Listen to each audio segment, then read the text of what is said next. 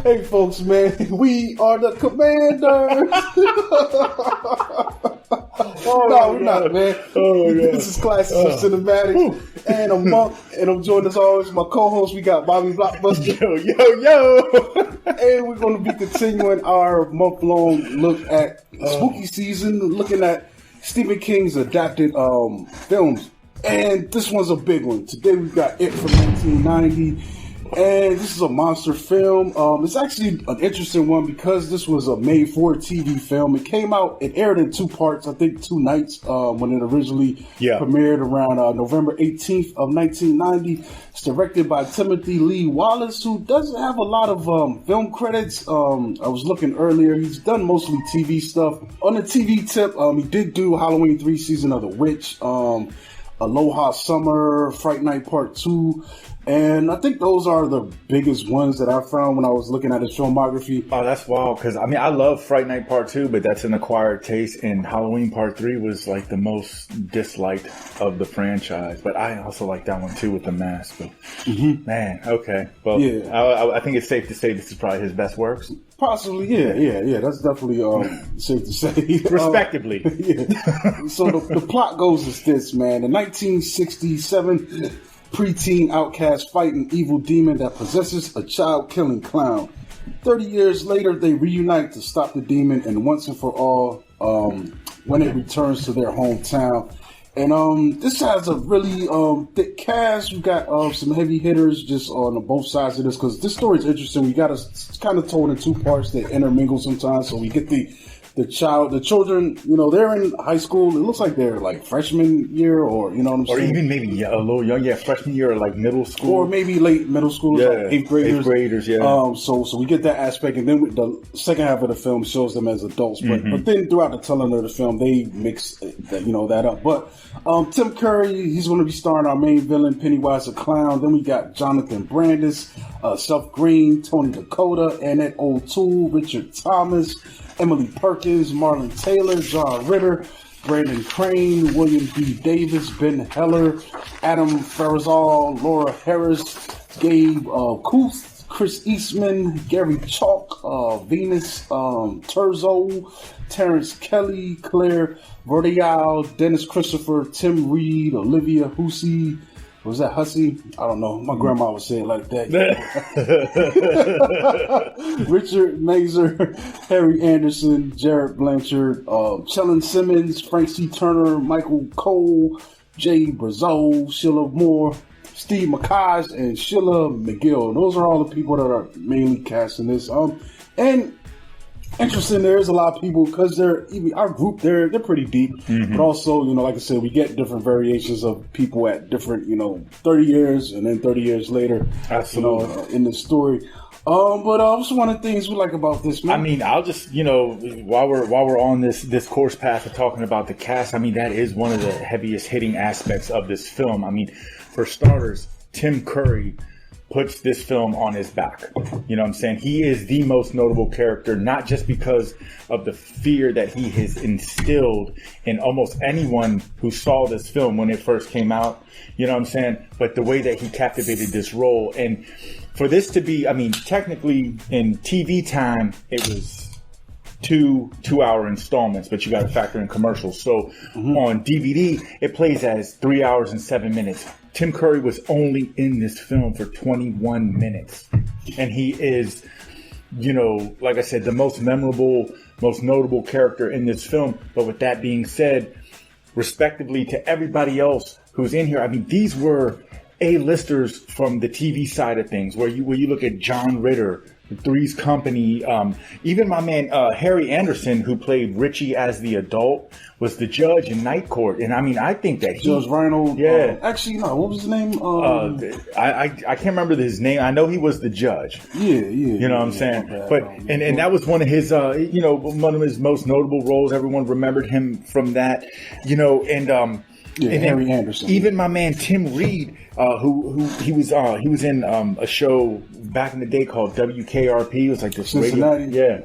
And then later on played the father in Sister, which had the 2 twins. You know what I'm saying? So I mean, from the TV side of things, I think that they hit real heavy on getting top casting, for this film. And technically, we're kind of cheating today, because even though we all view this as a made-for-TV film, it was released as a TV miniseries. So I think that was really cool. I mean, you kind of had to, because there was a lot of material. And, absolutely. And then, and that's just speaking of the adult cast, but for me, the younger cast is what really made this film hit heavy. You know what I'm saying? I mean, of course, the most notable at that time was my man Jonathan Brandis. Never Ending Story, Sidekicks, or Never Ending Story 2. My bad. Sidekicks, and then I think he was in I feel like the most notable in this cast for the adults was John Ritter. For real, had to be John Ritter. Because Three's Company was just a monster, and this is a film comes out at an interesting time, because the '90s are. It's definitely a new decade, but there's still a lot of overlap from the '80s, like style-wise, like even in the streets, man. Like just look at even on the hip hop level. That's when things was real goofy and bright. You had cross-color brands, and I think the culture was trying to transition, but there was a lot of that '80s stuff coming with it, and I think that's why we get the people that are in this as the major marquee actors are who they are, because they're coming off the '80s, like you said, WKRP. You got Three's Company. You got I think the one dude on the young side, I think he might have been in Stand By Me or something else. But their faces stand out to me more than their names, because that's how I remember them at the time. It wasn't like I was had the credits in front of me as a kid watching this stuff. Absolutely, and there were only a few that actually had film experience, like movie film experience. Tim Curry probably leads it with was it a Rocky Picture Horror Show, and then he had a couple other things. But then also Richard Thomas, man, he was in All's Quiet on the Western Front, and that was a pretty the remake of it, anyways. And but at this point, I don't think John Ritter was in too many films. I think this film came out before Problem Child and also Stay Tuned and things of that nature. But collectively, what they did, the way that they meshed this up with this character contrast with the kids, creating such a introduction story to this and kind of getting us engulfed and engaged into their childhoods and what they were going through and everything like that. Then seeing them as adults and how it transitions. The cast, I feel like at that time could not have been better. You know what I mean? Yeah, that's definitely one of the better aspects of this, man. I think I definitely enjoy the kids side of this more. The first half of this film. I agree. It just was more, because let me see, 90. I was like 12 years old when I saw this. Yep. So it was more relatable, man. I was kind of probably running into some of the things that these kids were running into, like socially. Dealing with, school and interacting with people. There's bullies and all this kind of crazy stuff going on. But then also the household presence, like that's the thing too. I'm with you 100%. I love the first half of this film better, but it's because of how they show us that all these young kids, they start off as almost as individuals, what I'm saying? They were not this solidified group, and that's why Pennywise was messing with them. They were misfits, they were, outcasted, and they also all had, home issues in their own rights. You know what I mean? Like, or if it wasn't issues in the home, it was issues at school, or but they weren't problematic kids. They were just, like the misfits of this town, but also it kind of shows the dynamic of this town and how it works. Like this town has an umbrella of darkness. It's not necessarily hatred, but just a dark overshadow that is cast over Derry. Yeah, it speaks to the nature of how Pennywise manifests and how he gains power, because it's all fear-based, man. And it totally makes sense because there's moments earlier where we see, with what was her name? Beverly. Yeah, there's a part where the flashback where the bullies jump her, and you see that one, neighbor just close her door and just leave her out there. And I think that's why Pennywise is, gathering strength, in a way, because they're not teaming up. He's individually breaking them out. So there's no And I think what changed the tide and why they're able to, challenge them is because they do combine forces. Strength in numbers, man. They form together like Voltron. Yeah, which bolsters them up, which makes them a little less fearful, even though this is a scary situation. But that's how they, overcome it. I think that's pretty cool, man. And we get little vignettes. Like I said, we get the introduction to each character's personal situation. And it goes, present to past. Mm-hmm. Like, although they did skip my man, Mikey's kind of thing. I mean, we see it, but we don't get as much time with him because he was the last member of the crew. Yeah.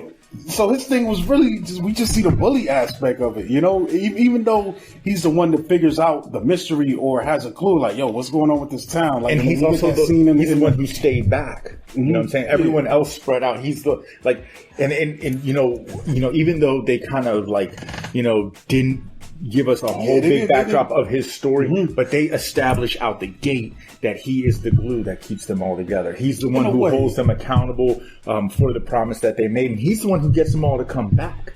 Yeah, I still would have liked to have seen that because there's some interesting dynamics with his, situation as well. Absolutely. Absolutely. I feel like they could have, but again, you're cramming a lot of stuff into this. And one thing I thought was really cool, even though they, like I said, it was shortchanged to your point. He was very knowledgeable of the town. That's what I'm saying. He was really hip to what was going on. He was the dude, but his thing, just we get that 1 second of the bullies jumping him. You know what I'm saying? Yeah, but when you look at it though, there were others that kind of got the short end of the stick. Like when you look at Stan, we only see we find out at the back end that he's the one who kind of saw it in his natural form before everyone else when he was being chased on the bike, when he just jumps on Billy's bike. He's like, ride the bullet as fast as you can. Or even Seth Green's character, Beat Richie. The only thing we really get from him is that him and Stan was homies and that he had a severe fear of the Wolfman. And that he was the only one, I like his character more than a lot of them because he was the only one who was ballsing up to the bully. And that, I like the compare contrast because you look at this film, I mean, ultimately Pennywise is the emphasis of evil, but there are other evil elements where as you get this bully, what was his name? Henry, the one who's messing with them all. And if you notice, him, just like it, would always only pick on them as they were individuals. Mm-hmm. But then when they're in that movie theater, Richie felt strong because they were together. So, after they accidentally knocked the popcorn on him, he's like, man, you know what? Pour the soda on you too, chump. Yeah, I mean, there was choices made, I guess, in the original book, it's one of the biggest ones King has ever wrote. So there's a lot of material for you to try to whittle down into this, so who knows? Maybe there were budgetary choices that factored into what got featured and what didn't. Well, and also this was on TV, so they had to tread real light. I mean, in a way, I see it's weird because I was watching this earlier and that popped into my head a little bit, and I was like, this is pretty much rated R material. The way it was originally written. But at the time, I think the hardest thing we were getting on TV may have been some Tales from the Dark Side episodes, or maybe when they would show some old movies and censor the really graphic stuff out. Yes. But so we're also dealing with that.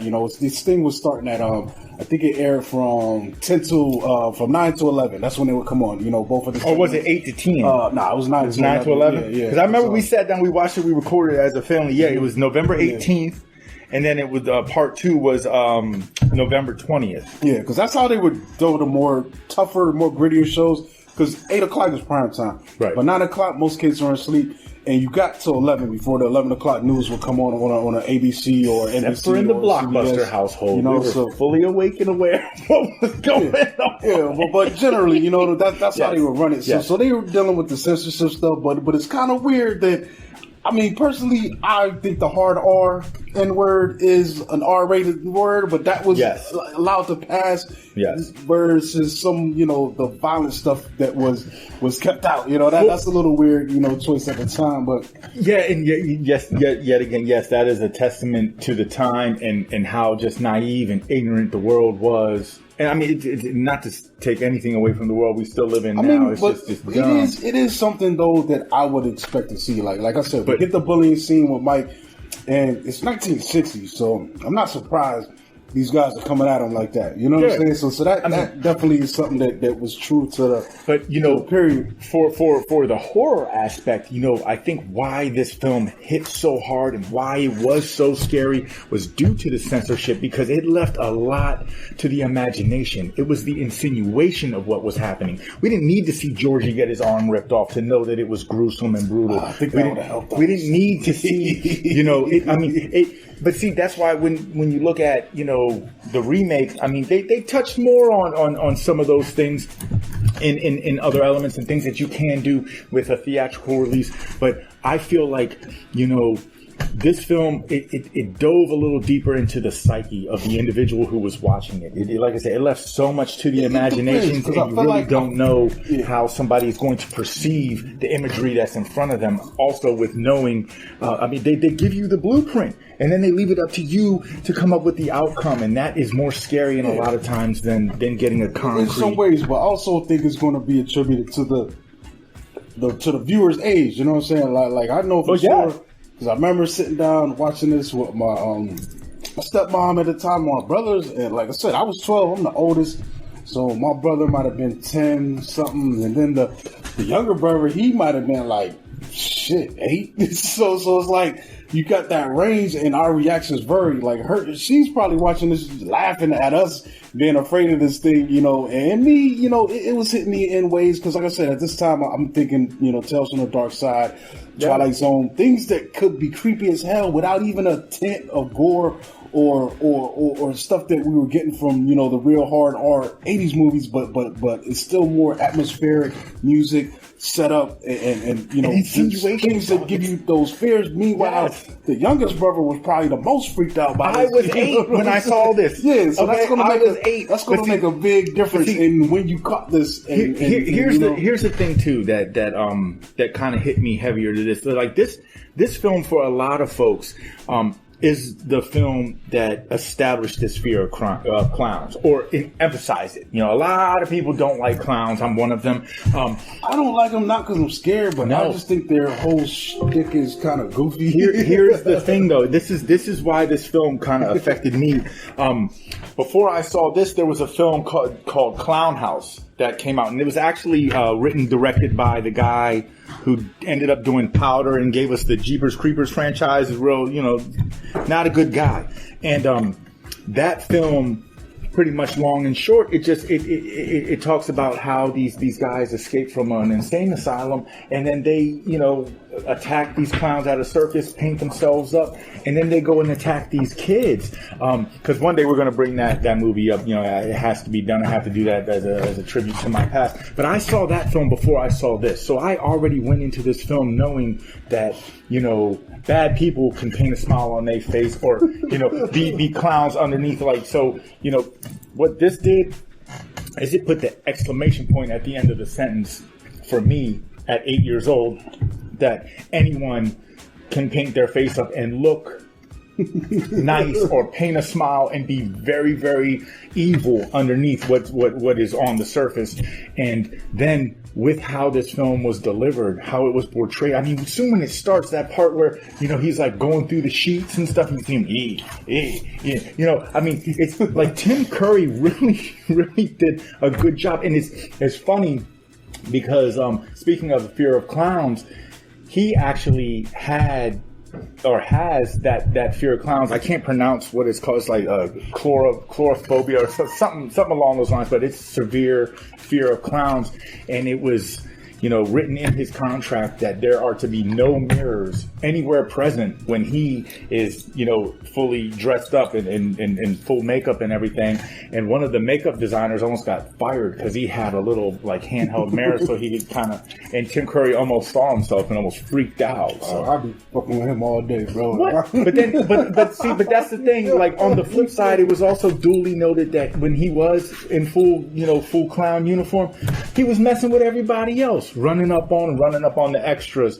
And the one thing they did say though is the kids, like the extras for the kids, like that did not know the concept of the movie or the character that he was portraying. Like, he would just kind of do like regular clown routines, and I guess if he wasn't trying to present himself as a scary clown, he probably could be kind of funny. But bad looking. It just looked like Ronald McDonald had a bad day. Like the design of him, yo. Yeah, like, it's just not easy to look at, man. No, you know? I mean with the like the light bulb head and everything going on. It's just, I mean, he looks, and when he gets angry, like he really looks evil, man. Like like when his teeth change and all that stuff, that really doesn't affect me. Like, he looks more scary when he's like the human embodiment of a person dressed up as a clown. Yeah, like gives you like that John Wayne Gacy feel or something. It's like, oh man. Yeah. Well, one of the things like this movie's interesting because this was the start of the bigger adaptation. I think they did 2 more after this. We got the Langoliers and then the what was the other one? The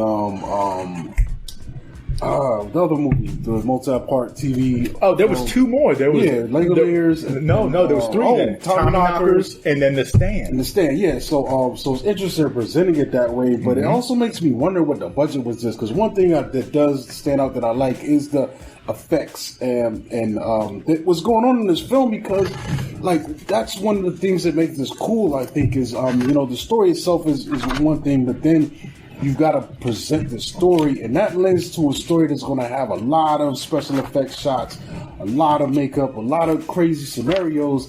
And for what it was, I think they attempted to do a lot. So a lot of this stuff is kind of hit or miss. Like I think it looks really goofy at the end of the first half when Pennywise flips through the air and goes into the sewer and like deflates. I was like, but also appreciate them for trying, man, because then there's other cool stuff like in that scene where the bully gets turned by Pennywise and they're in like boiler room, and then and you see this light coming through this pipe. I thought that was so well done. Deadlights, yeah. And he gets pulled, into the pipe. Like, I'm like, yo, this is crazy what's going on here. I don't know how they pull that off. I feel like maybe the guy was in the pipe laying prone and they had the legs sticking out from under him and they just dragged both of them back. But it looks really good. It's really effective. And there's a lot of little shots like that, especially when we get those quieter moments where he is coming at the kids trying to divide them, because each kid almost has that moment, except Mike.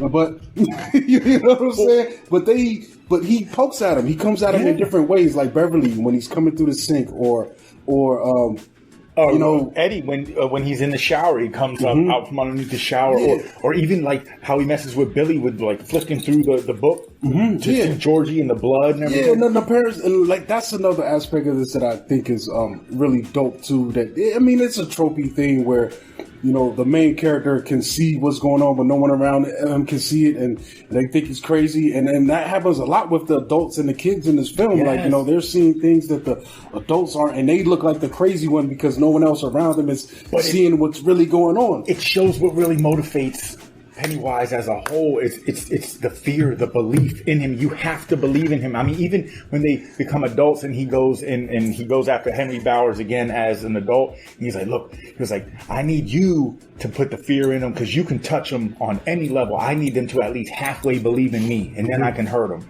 You know what I mean?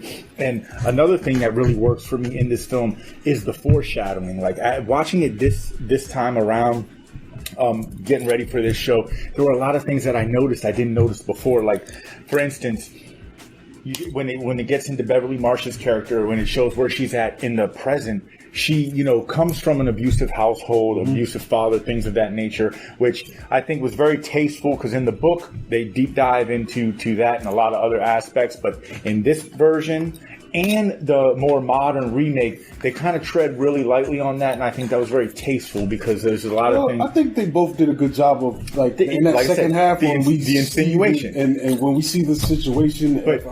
Like she's grown up into a troubled adult. Exactly. And she has like you said, an abusive relationship. She's still in an abusive relationship. She ends up marrying someone who pretty much, or being with someone who's pretty much just like her father. But the way that they also like they show us evil in so many forms in this film. Because I mean, this dude, he was a bad dude. He was abusive to her, and I thought it was really cool because if you watch how she escapes, and I just noticed this when I was watching it last night again for the second time this week.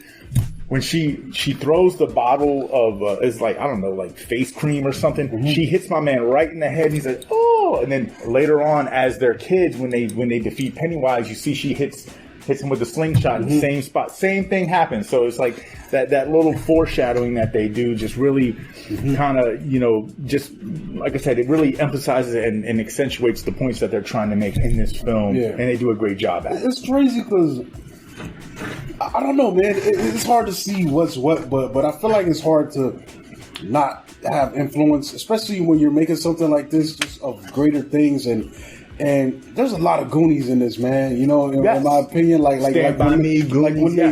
especially I love that scene at the quarry when they stand up to the bullies, man, who have tracked them down, bro. And they get to slinging them rocks. It's one of them scenes as a kid. I understand why I love this so much because it's just first of all, who didn't like throwing rocks? But on the other aspect of that, we've all had kids in school, whether you were personally bullied or you saw the bully bullying other people and you just hoping they didn't come to you next. Like, we've seen those situations, but you rarely see people stand up. And I think it emphasizes the strength people have in numbers. Strength in numbers. When he hits Beverly with that. Yeah, look, Haystack is like, you done messed up now, you hit my girlfriend. First of all, I hollered when I watched that last night because it was so funny to me. You can tell he had football in his future. And my man, Big Boy, who has the crush. He tackled him like LT, dog. But that's the thing, because most of the time when that's going on, I've been, you don't always do the best thing in every situation. I've sat back and seen a bully bullying people when I know now that if we all stood up, then that bully would have probably backed down. But then at that time, the thinking is probably more likely, well, I don't want to be the next target. He's not messing with me. So, well, see, and this also it shows. Let me stay off the radar, but when they team up, it's a powerful moment in this film, and it shows that this is where you see. This is where they realize, man, we need to stick together as a group. Yeah. We are stronger together, and it also shows that they're not gonna engage in the fear anymore. They feel strong. They feel strong and powerful together. They know they bring the inner strength out of each other because they are together. And then later on, once they realize that they've all been seeing this clown, they realize this is how we can probably defeat him too. We can take because he's been attacking them as individuals to go at Pennywise. Because you see, right after the rock point is where Pennywise tries to run up on, or actually, I'm sorry, it's right after they take. Yeah, this is the point. Mike starts breaking out his book, and then he tries to show face at all of them and scare all of them as a unit, and it just don't work. Nah. He's like, nah, man. And then that's what shortly after that, Billy's like, you killed Georgie, and we're gonna kill you too. And another thing, speaking on when their childhoods, I love how the music they're playing, whenever they're actually just engaging in childhood activities and enjoying life, they always got some cool ass song playing. Even when Billy comes back and Mike breaks out the silver bullet, he's like, oh man, they're riding the bike around, they start playing the song. It's that music that they're playing, it's that feel-good music, to show these are the brief points in their young lives when they actually were just happy and just being kids, not worried about Pennywise, not worried about Henry Bowers, not worried about their home lives or school, just enjoying life the way that probably 90% of other children that live in other areas or don't have to go through any of this crap that they go through are doing on a day-to-day basis. Another aspect I really love about this, man, is it's got to be attributed to Stephen King, just the overall lore of this, man, and the idea of putting the story in its way, and I think the Pennywise story itself is really dope, man. You know what's different though? I don't think this film gets into the exact breakdown of it as well as it does in the original. I mean, in the remake. Yeah. But the idea that this clown and this town has been cursed for could be almost over 100 years at this point, because there's the story with the circus, which is where Pennywise came from, and all of a sudden you've got the overall curse on the town, and then the years of missing people, and when Mikey attributes and when he's in class explaining, how do you explain 256 people disappearing and that boat?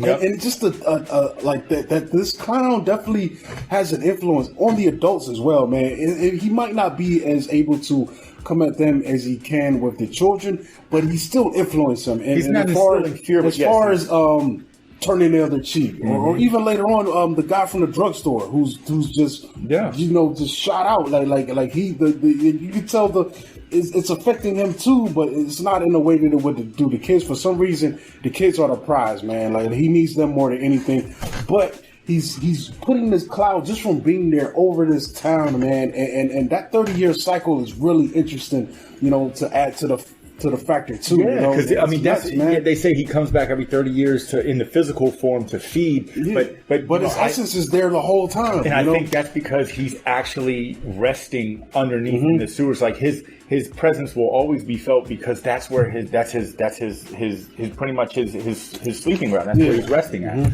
You know what I mean? So his influence will always be there. And that's another thing that I feel like the remake it does pay a little more, does do a little more justice in that aspect by giving us the more of the lore of Pennywise and the effect that he's having on the whole town, not just this group of children, but with this, I mean, I think that it does a great job in just showing how, this entity is almost stalking this group of kids. And, it shows that I think at the first time in Pennywise's existence, he almost, in a sense, feels fear as well because he sees the strength in all of these individuals that were weak when they were solo, but now they are together, they are strong. He's fearful that they could actually take him out. Yeah, man. Yeah. This is crazy, man. It's just a whole, great, overall effort, man, at the time, man. Like I said, man, I think what stands out a lot to me is its ability just to overcome the limitations that it's placed in. You got to tell this graphic story, on a medium that has to be family friendly, not necessarily family, but because like I said, kids should be sleeping at 9 normally, but on a medium that doesn't give you too much room to get graphic and get into too much of the darkness of. You know what I'm saying? Other stuff, and especially in this time, I think TV pushes the envelope a lot more now. I think a few years later after this, we had the controversy with NYPD Blue where they said shit on TV, for the first time, and that was done after that was on the after the 10 o'clock hour. So it was definitely doing a lot. Considering the constraints that it was coming out under. And that's why they said that, Stephen King was so accepting to how the screenwriters for this film were kind of rewriting and readapting the story in the manner in which they did, because he knew that they had to tread real light in certain areas and still, I mean, even though you want to instill the fear and tell the story and make a good product at the end of the day, there was still a lot of limitations that I don't think were budget restraints either. I think it was all the other things. It was the platform that was being delivered on, like you said, the time in which it was being delivered, and then also, I mean, they said on November 18th there was 18.5 rating. Families watched. 17.5 million households watched It Part 1. It Part 2. 19.2 million households. And you gotta think at the time, man. This is pre-cable. All right, put it this way, man. Yeah. The new Game of Thrones series is getting about 25 million views per episode now, and this is like with a much bigger population, much more channel options. So back then. Most places still cable was just kind of getting in. 1990s, it was there, but cable was probably basic. Most families couldn't afford cable. And I remember, I think 1990, we were getting the local. It was ABC, NBC, Fox, 20, channel 20, channel 50, 4, 5, 7, 9, 20, 50. That was about it. And then your local public broadcasting channels. So this was really big, man, for the time.